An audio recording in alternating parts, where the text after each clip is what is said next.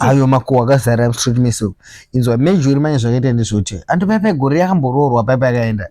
obva svika kabira murume mari akadzoka obva dzoka ine nhumbu obva enda kuchipatara obva anobviswa nhumbu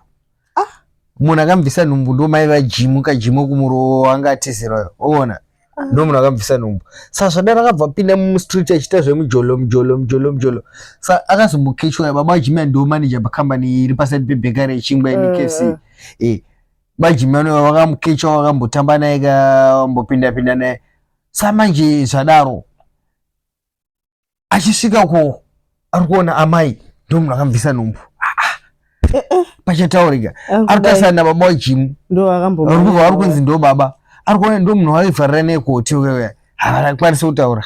vari kunzi tete vaya akatomborwana mustreet mushure mekunge avatorera murume wavo uona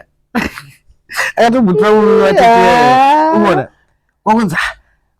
vese hapana akataura mufesa wakuchijema wakuchitirega ndichiti hanzvadzi yangu uyu ndo musikana wangu kavai anowira nehanzvadzi yake asingamboiti sezvanoita nehanzvadzi yake kumowira asingamboiti parutasa nehanzvadzi kudai so vakambodhumaniswa ne1 boyfriend vari 2 vakatombo uyu wedu sisi mejira akaita kurowa mambama musha wese paya zvakanyadzisaazochipiswa manje zviri kupi